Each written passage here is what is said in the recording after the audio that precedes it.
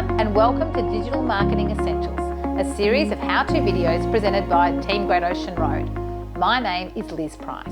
This video is all about staking your place in the digital world and making sure your customers can find you on Google. With Google accounting for more than 95% of all online searches, if your business isn't correctly listed and easy to find on Google, you are invisible to an enormous amount of potential customers. No doubt you've seen other business on Google. It's a place where people can quickly find information about you, like opening hours and contact details.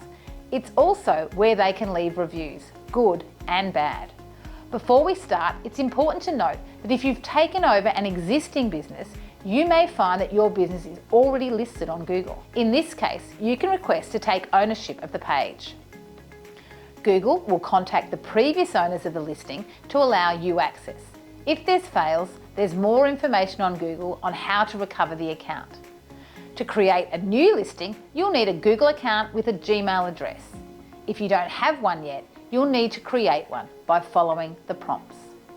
On your Google account, click on the dots in the top right-hand corner. Scroll down to show more apps, and on this page, scroll down to Google for Business.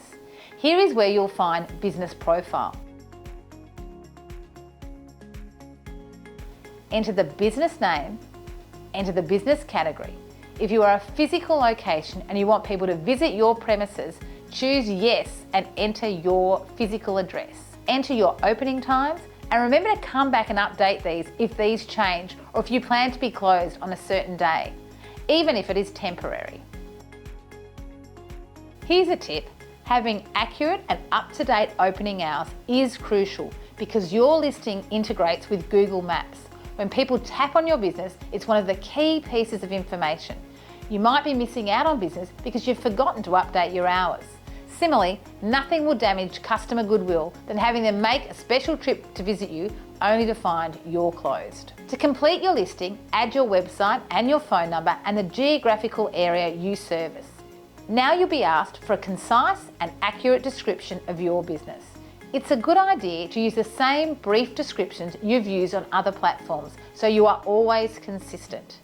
The best fresh juice and smoothie bar on the Great Ocean Road. Next, upload some photos of your business, both external and internal. This may be the first impression customers will have of your business, so you may want to get professionally shot photos. Photos should be current, well lit and enticing. Google will need to verify your business account.